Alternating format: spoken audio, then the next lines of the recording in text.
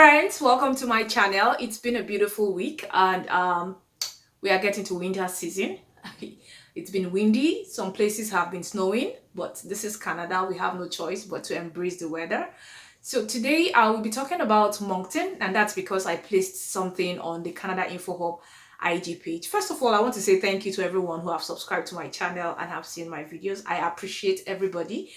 So I'll be talking about Moncton today, and that's because they announced about inviting more people to that area to live in that area.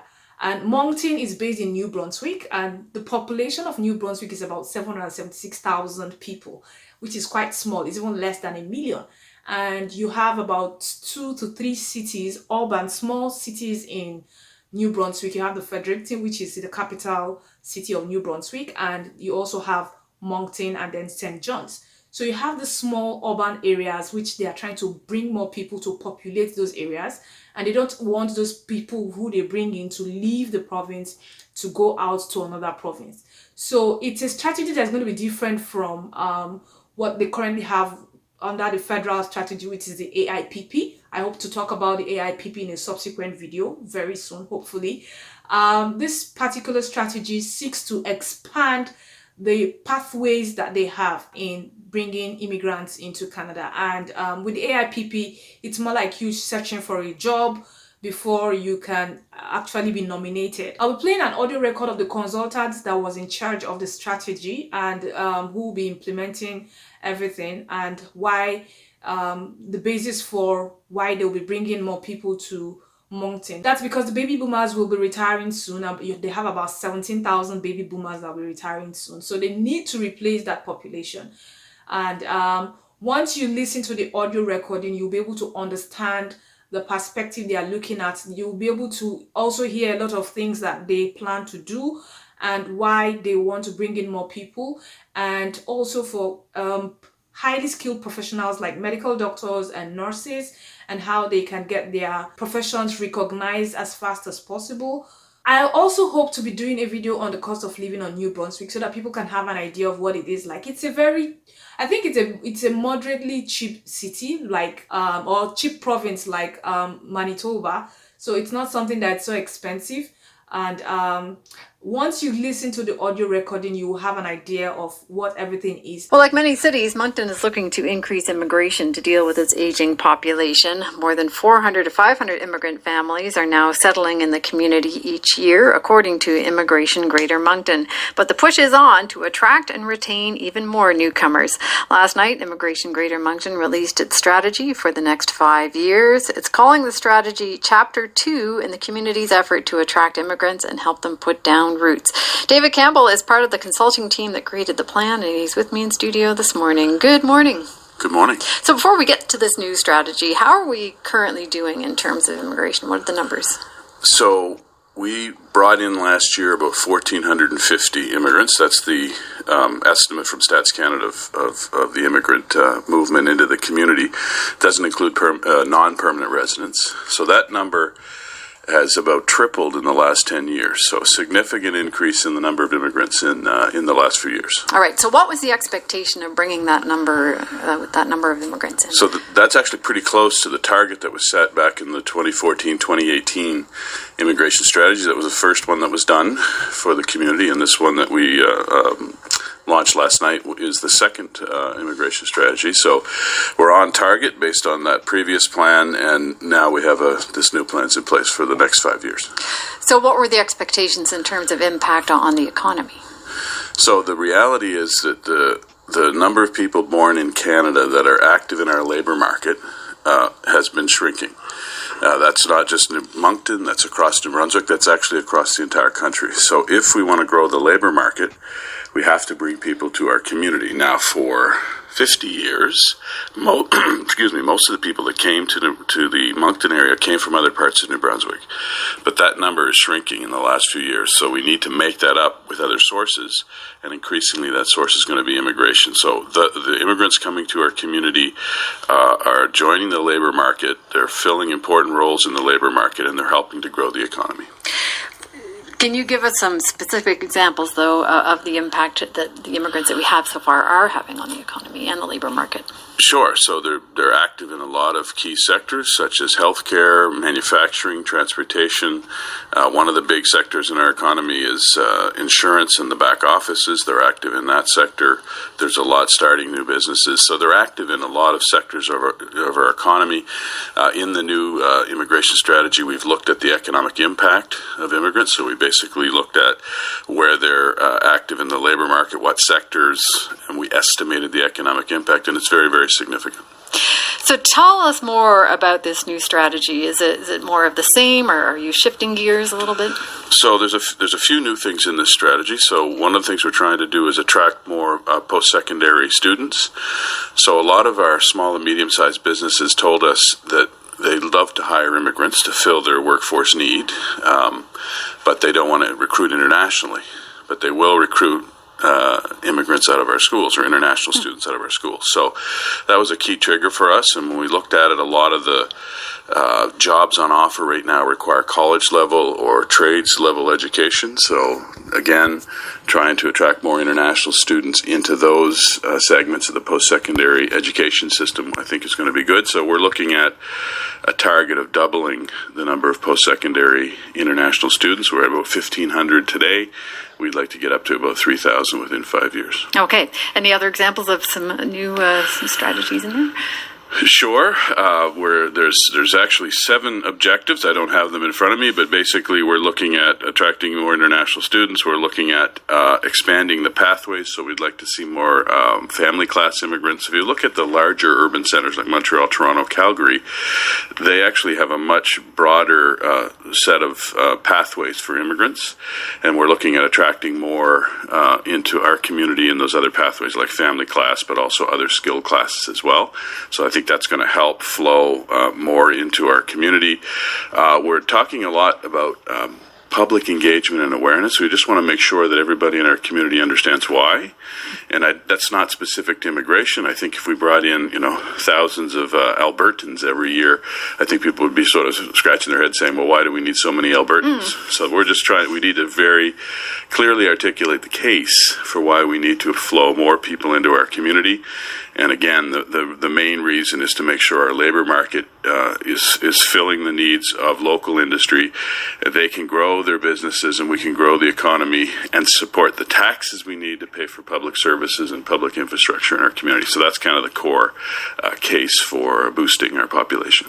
How are you addressing the challenge of matching qualifications with open positions in the labor market and making sure that immigrants with those qualifications can get working as soon as possible? It's such a huge issue. So if you go back 5 years, most of the immigrants that came to our community struggled to find jobs, if you can believe it, but that's the fact. So at that point, to get into Canada, it was points-based. It still is, but it was points-based. So the more educated you were, the more skilled you were, and so on, you could get into Canada, but not necessarily find a job. So that's why we lost a lot of our immigrants. So with the Atlantic Immigration Pilot Project, which was launched about 3 years ago, now we can bring in people that have the skills for the jobs on offer. It doesn't matter if they're highly skilled or medium skilled or wherever they're needed in the economy, and that's very, very important.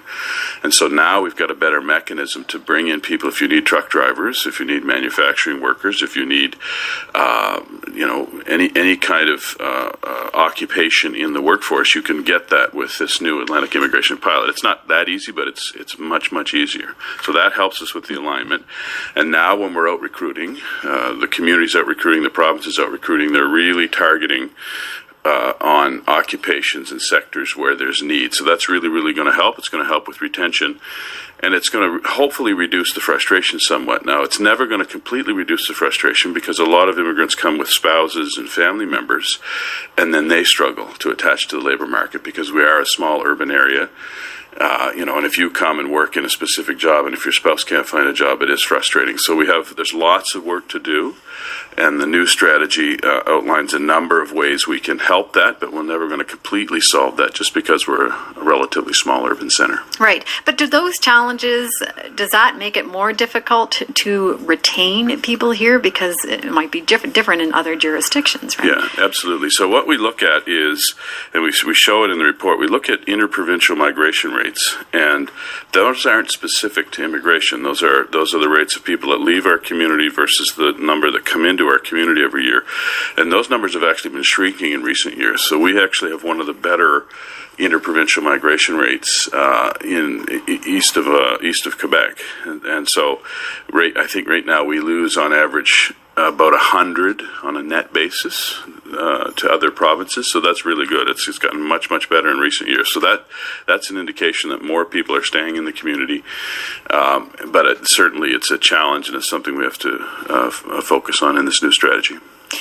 When we look at professional organizations like the College of Physicians and Surgeons, how much work is going on with those organizations to maybe accelerate the process of getting doctors, nurses, other healthcare workers in here? Yeah, as I said before, in the new strategy, there's 7 objectives, and there's a number of action items underneath those objectives, and one of them is to work with the accreditation bodies to speed that process up, whether it's engineering, whether it's healthcare, or any sector that requires accreditation. It is a challenge, and we heard that throughout the consultation phase. And it's interesting because government will say it's the accreditation bodies will say it's government. But when we look at places like Nova Scotia and other provinces, we're told for a lot of these accredited or licensed occupations, it's easier there than here. And for us, that doesn't make sense. So, we understand there's a process, but we should be at least as good as Nova Scotia. So that is identified in the plan, and hopefully there will be efforts undertaken to also be sort of a best practice in that area, to encourage our firms and our public sector organizations to push when it comes to this issue and do internships with international qualified people and things like that to try and get us over the hump with that. But it certainly is a challenge, but it is also a challenge nationally. Okay, that's why I raised it again, because I've had conversations with the college, right? And it just seems to go in circles, as you mentioned, from this person to this person. So, but do you feel that everybody is on the same page? I think it's getting better. Yeah. But at the end of the day, it's one of the more thorny issues in our immigration system. And again, it does come back to targeting. So you have a lot of people trying to get into Canada. Canada's one of the nicest places to live in the world, at least if you believe all these international studies that are done. So when we put out the flag and say, hey, come, we want you here in Moncton, a lot of people are coming, but they're really trying to get into Canada. They're not necessarily trying to get into Moncton or New Brunswick. So we just need to make sure we're doing a good job of targeting people with the skills and interests that we need in our labor market. And then if we have these other issues like spousal employment or other kinds of issues that require accreditation, we need to just be diligent about working on them so we can keep people in our community. What do you think the place of immigration is having in this campaign, this federal election campaign? Do you think it's being talked about enough, or things that are raising red flags for you? So the People's Party target of bringing immigration down from 350,000 to 150,000 is concerning. If you go back to 2013, all net growth in the labor market has come from immigration. So there's almost 800,000 people in the labor market now that were not born in Canada since 2013. The number born in Canada has dropped by 65,000. So all net growth has come from immigration since 2013. So when Trudeau talks about his 1 million new jobs since he came into office, most of those are immigrants. That's just a fact. Most of Canada's economic growth since the recession has been driven by our ability to grow the labor market through immigration. Now, what's happening is that a lot of that new population coming in, they're starting to have children. We're getting the secondary effect, which is very, very interesting. So Saskatchewan, Manitoba, and PEI are actually getting younger. If you look at the median age of those provinces, for the first time since the 70s, they're actually getting younger in the last few years, and that's what we need to do here in New Brunswick. So I'm concerned. Anybody that wants a significant curb on immigration, the question would be, please show us how that's going to impact the economy. Canada has relied on immigration for many, many decades, but now increasingly it's not just Toronto, Montreal, Vancouver that need immigrants. It's Sarnia, North Bay, and Moncton.